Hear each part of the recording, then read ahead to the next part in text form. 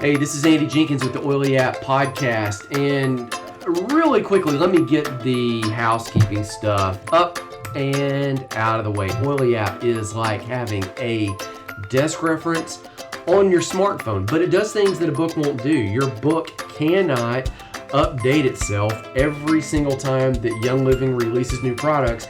And newsflash, there's over 500 in the inventory. I think it actually might be up to 600. Yeah. And they put out 20, 30, sometimes 40 every single year at convention now. Even when it's a virtual convention, they release new stuff. And it seems like holidays, other times, they release new stuff. Now, I'm going to let you in on, this is the best part of it right here.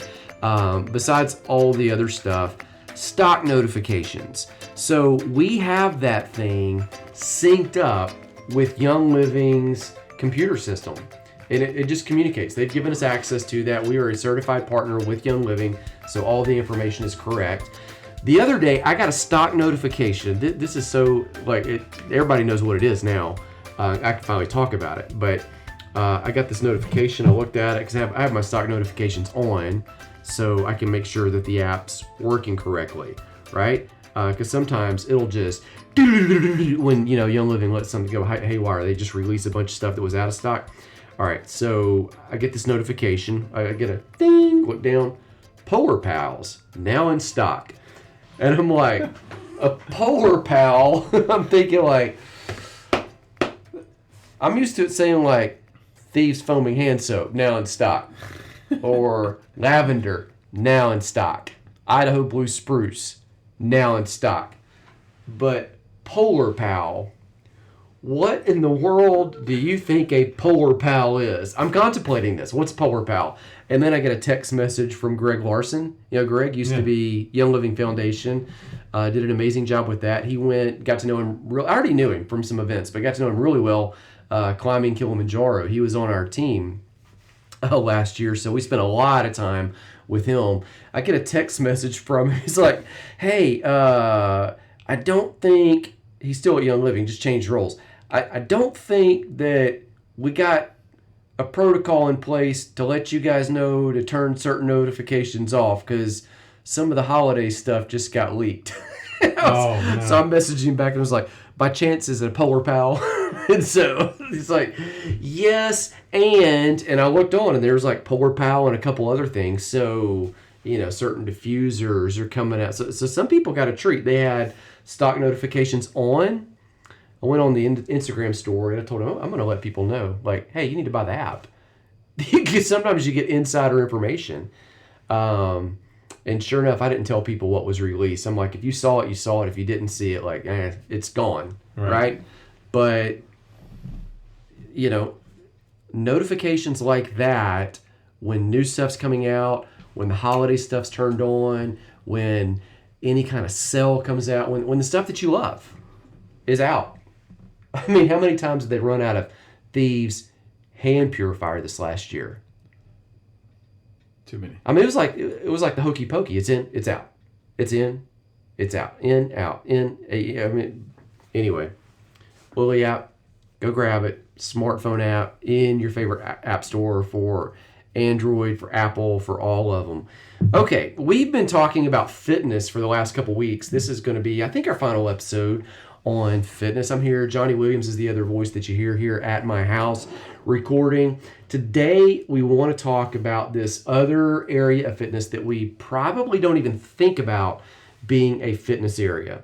But if we're going back to that definition that we talked about in the first episode of fitness, that was way back in episode 95, we talked about fitness being this measure of health in every area of your life. Physical, that's your body. Mind and emotions, that's your soul. We've talked a lot about that and how to manage that stuff. But the final area is spirit, and we have not talked about spiritual health. So, in this episode, it's not our intent to give you a Bible study. Some of that stuff may come through just because that's the background of where we both come from and where we are. But we're going to take it on and talk about this area of spiritual health. If it's true that A chain is only as strong as its weakest link. That's an analogy we use a lot with health. And I've used the analogy with your body. If you've got great ideas in your mind and in your heart, you've got this drive, but your body is frail and sick on the couch. Right. It doesn't matter what kind of call you've got on your life. You'll never be able to take it to the world. That body that's broken will limit you. We all need to be the best stewards of what we have. Some of us are stronger and weaker in different areas. Be the best steward of what we got. That's what we're responsible for. And carry that forward to the world. We all have a gift to share, multiple gifts. Well, it's true in this area of spiritual health too. If you're emotionally bankrupt, you're not going to be able to relate to people well. If you're spiritually bankrupt, same's going to fall flat. Any thoughts on all of that? Yeah, so FIT to me, an acronym that I've come up with is faith is training. So, faith is, you can't do anything without faith. You have to believe in something to start something. So as far as fitness and bringing spiritual awareness to fitness, your faith is everything. And I believe it's a key principle in pretty much everything. Having some kind of belief and putting a plan to that belief and walking out that plan and reaping those rewards is, something I see as a way of approaching fitness. So I have faith that I can go to the gym, and I have faith in myself now because I know what I can produce as an athlete, as someone that goes to the gym regularly. But I find myself sometimes ministering to people in the gym. Sometimes I'll see somebody that's, maybe not where they want to be, and I'll go up to them and I'll just tell them, hey, you give me inspiration. And they'll say, I give you inspiration? And yes, you give me inspiration because it's a little bit easier for me to come in here and work out. But for somebody in your state that's doing this every single day and pushing towards a goal, and you're pushing your faith to the limit, I said, I cannot wait to see the rewards that come from this. Because not only will you just inspire me, your family's going to be inspired, your friends are going to be inspired, and I'm pretty sure everybody else that's been watching you in here, because people watch. Right, yeah. All the time. They may not like your Facebook post, but they're still watching you. So everything that you do is a part of what we call your scroll. So you're writing a book. You're writing, and you know about writing books. You're writing. You're releasing a part of your scroll to somebody else. So when I see people in the gym that may be out of shape and not in the best shape they want to be in, I always go up to them and I'll tell them, hey man, I really appreciate you coming here, man, because you really give me inspiration. And seeing them drive towards their goals and anything, and I'll say, hey, if you need any help, let me know. I'll be glad to help you. Send you anything, Yeah. And that's how you build relationships. So I find myself ministering to people because that's my sanctuary. And I listen to podcasts of my pastors and my apostle, and while I'm working out, it's not always music, or I'll listen to something motivational. I love Eric Thomas, the hip hop preacher. I love listening to him. Sometimes I'll listen to Les Brown. I'll listen to Jim Quick. These are all names you should be writing down, because these guys are top of their speaking, motivational speaking, or whatever you want to call it. Yeah. These guys are very, very in tuned with driving people towards their goals. And so, I do listen to a lot of podcasts that draw me towards being the best me. So, Well, there's this a whole concept you see in the scripture where it talks about everything that we do is an overflow of the heart. So there's the story that's set up is the Pharisees noticed one day that Jesus' disciples aren't washing their hands, and he's like, why do they eat with unwashed hands? Now, this wasn't like a hygiene issue. they wouldn't live during COVID, I can tell you. Well, no, they weren't living during. I mean, how many people? I guarantee if you pull everybody listening right now, hey, do you wash your hands every time you eat? The answer is probably no. They don't. None of that has changed. Everybody puts on a show in public. Everybody, they walk out of the store. Yeah. Anyway, all right. I'm gonna reel that back in. It wasn't a hygiene issue.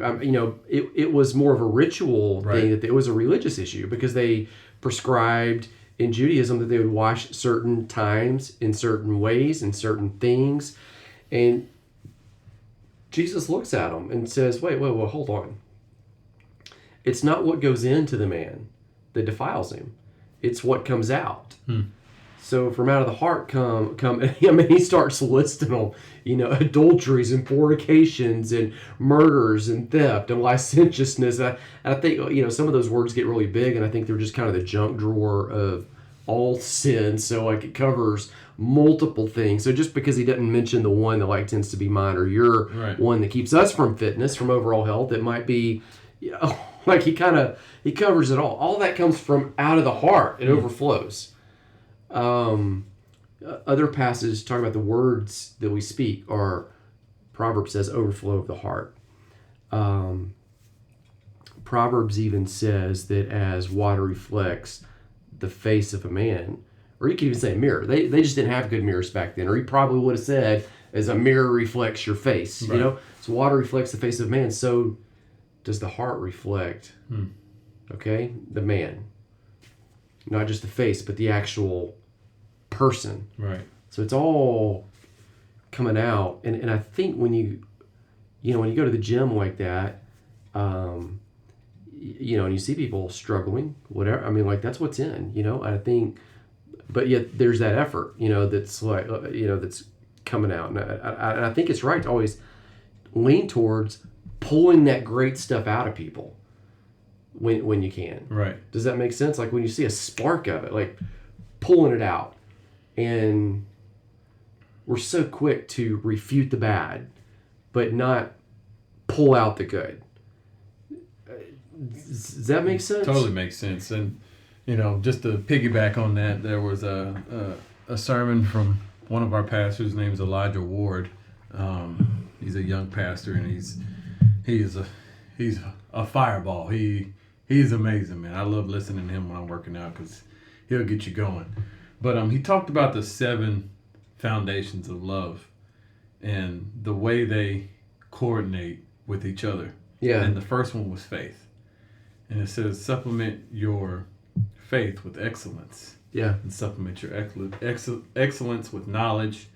And then I think knowledge went to, let me see. Knowledge went to... You gonna look it up? Yeah, let me check. You gonna find it? I have it on my phone. Well, so he's saying find these traits and keep stacking. Yeah, just stack them on top of each other.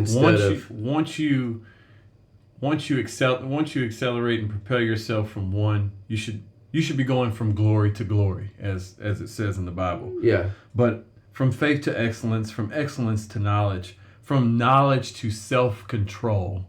From self-control to patience, from patience to godliness, and from godliness to mercy. And that produces what? Love. Not only love for others, but love for yourself and love for what you do, It's interesting, like the pinnacle of that's mercy. The pinnacle of that's not... Right. You would have thought God amassing more information, or not, I can spew off a bunch of facts, or not, like the fruit of it is how you actually treat and respond to other people. And is the pinnacle of the spiritual growth. And the first one to start all of those was faith. So having that faith to push yourself to go to that next step. Just have the first step. Here's one of the things into place. I'm seeing lately in the ULA Facebook group that I'm running. I'll put a link to that in the show notes where people can drop right into that. What we're doing is helping in that group people just find balance and growth in every area of life and overcome some of the blockers that block people from living their best life, which, Dave and Troy call that the ULA life. We've been talking about self-sabotage. I actually put that stuff together today, and there's two things that I see going on with self-sabotage. Number one is a lot of times these blessings will come to people. Good things in life will come to people, whether it's a job promotion, whether it's a relationship, it's an opportunity, it's a little bit of notoriety. It could be anything. They lose some weight. Anything they've been wanting, it comes their way, and that they almost reject it or belittle it in some sense because they don't feel worthy of it. Another way I see that manifest is some people self-sabotage. I'll tell you why I think they do these. It manifests as people not having the confidence to do the activities or actions that they're fully capable of doing that bring the success. Right. So they don't feel confident and go live on Facebook.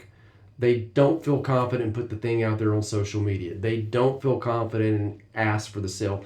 They don't feel confident and show up for the interview. You see what I'm saying? Right. They don't feel confident and put their best foot forward. Like, they don't do the activities that are well within their scope of ability. And I think at the end of the day, these are all self-worth issues. These are all identity issues. These are, at the core, spiritual issues. Yeah. Corks to not letting you be the best you. And, I went through a lot in college mentally, spiritually, emotionally, whatever you want to call it. And because I held words that were spoken to me as a kid that should have never been spoken to a kid. Yeah, but that happened. But that happens a lot. And I held on to those words, and I thought I could hold on to them to use them as motivation. But then at a certain point, they became where I would identify myself as that. And that might be good for some people to hear, because if you're using a negative thing to be fuel towards a positive outcome, it won't work. It might get a little spark, but at some point that gas burns out quick. At some point, it's going to turn against you, and it did. Yeah. It got to a point where it was just really, really hard for me to love the game anymore. And I would hear that voice over and over. You're never going to be anything. You're going to be just like this person. And that would replay in my mind over and over. And I would break down. I'd cry. Like, why would this person say this to me? I love them. Yeah. And, I'm not going to say who it was, but. Yeah, that wouldn't be helpful. And what got me out of that was forgiveness. To forgive that person for what they said, and not only forgive them, but forgive myself for putting myself through so much trauma of holding on to those words for so long. The Bible talks about his yoke is easy, it's light. It's supposed to be, Duke was supposed to be a huge blessing to me, but at a point it became a little bit of a curse or a burden that I wasn't supposed to be holding on to something that should have never came with this blessing that I received, Right. So, forgive the people that you're supposed to forgive.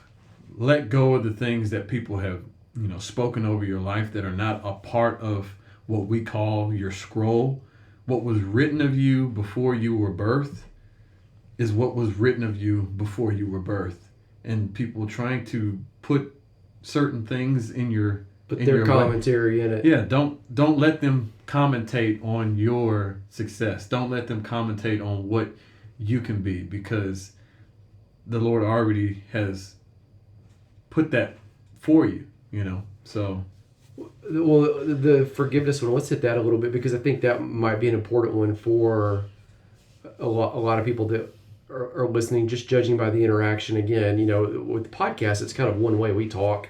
people listen, in the Facebook groups where we talk about oils, we tend to talk about oils and supplements and products. In the group, like the ULA group, people talk back, and they're talking about deep stuff. They go through, a lot of very difficult things, and then they just kind of talk openly in there.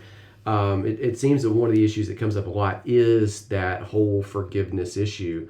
And so, one of the things I tell people about that is forgiveness doesn't mean that what they spoke or did to you was okay. Right.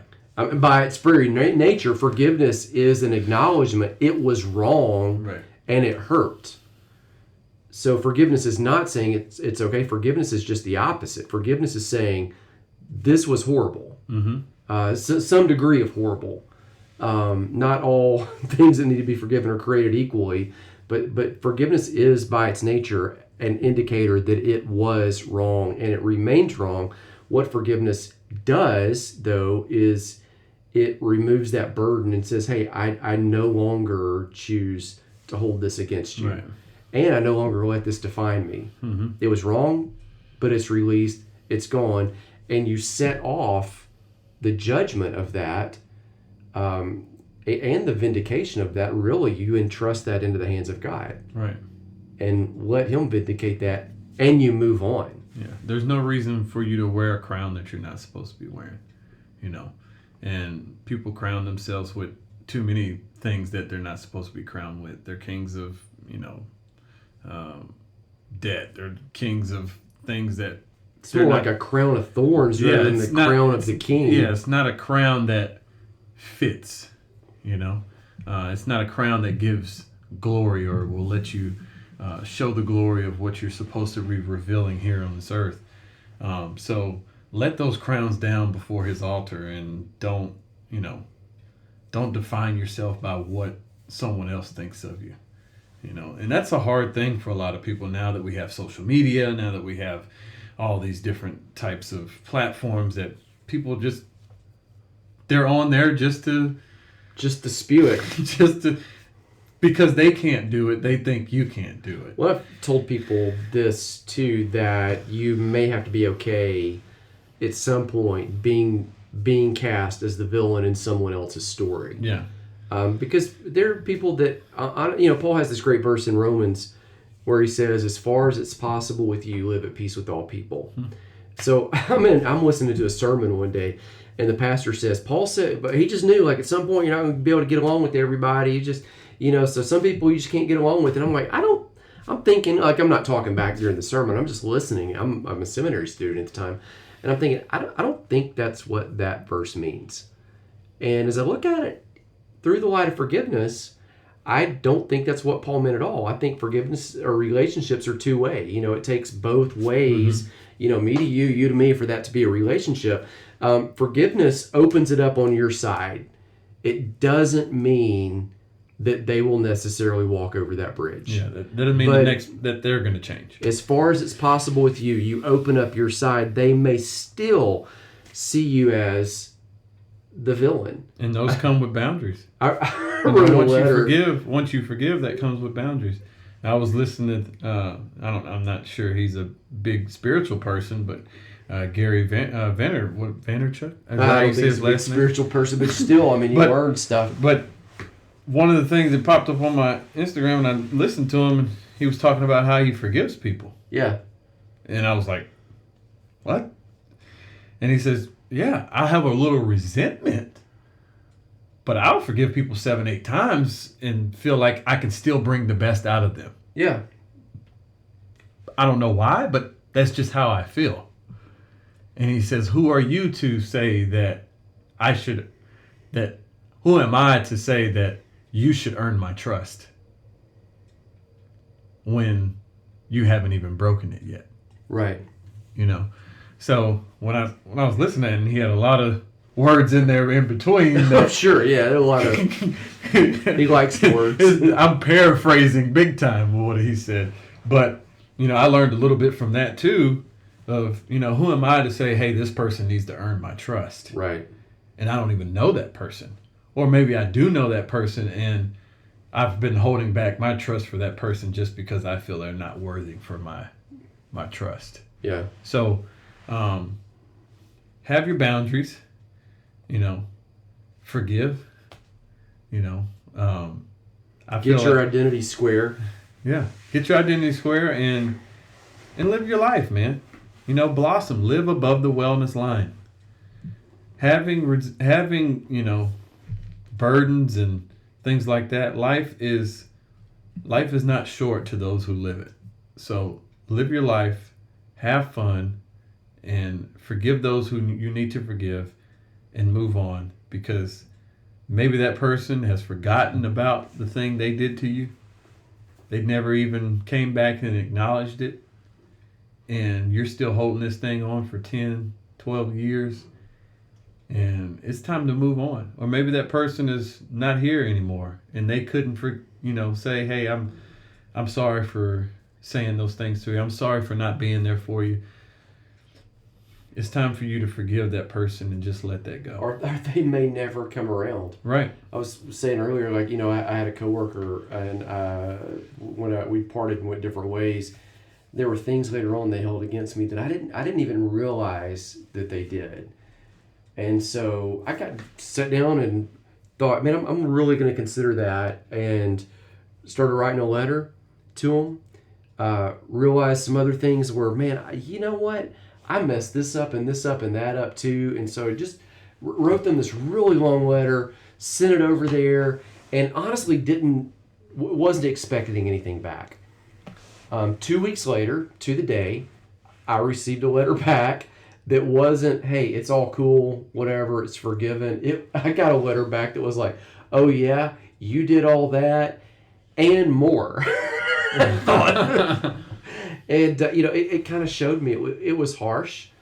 And it was hard because it was stuff that I didn't think I did. I wasn't even aware. Like, I'd literally gone into this trying to clear this. And I realized, man, I had to do some soul searching about, hey, am I really what that person says I am? No. Is there some element of truth to it? Yeah, probably so. Does that define me? Absolutely not. Right. Can I control how they respond? No, I can control what I give off to them. And I can still do, like we've talked about with this whole definition of fitness, like letting it be a measure of overall health, physically, emotionally, mentally, spiritually. That's a big one. And it's one that we absolutely need to talk about a whole lot more. Yeah. Anything else you want to add to it? Or we're going to sign off and shut her down. I'll tell you this little story of me going to a dog show? A camp. It was a Christian camp that I went to. Dog show would have been better. And I went to this camp not knowing what I was getting into. I was older than every one of the kids. Christian camp. Yeah, I was older than every one of the kids. I was supposed to just... How old were you? 20... Oh, you're an adult. Oh, yeah. Okay. 22, 23, around that time. It was like college. Maybe a little bit older than that. I'm not sure. It was years ago. But I went there just to be with my mentor, and he said, Johnny, I just want you to be a part of this, And, if you feel uncomfortable, let me know. This is when I had, I was homeless, and, he was just kind of just trying to nurture me a little bit. And I'm around all these high school kids. And I really, really, really enjoyed myself. And at the end of the whole thing, they said, write down what people have said about you, what you've said about yourself that is not positive. Write it down on a piece of paper. Don't show anybody, and throw it in the fire. And there was a big fire pit that they built. It was, I don't know if you ever heard of Outback. Outback Steakhouse? No, not fries? Outback Steakhouse. Outback. It's like a big thing they do from, I think it's called Outback. I have to research. I haven't heard it, but I've been at those Christian things where they do the fire. But it was like a father and a son type thing, and yeah, it was a really, really touching thing. And then at the end, they had you write about the people you have spent time with during that whole week.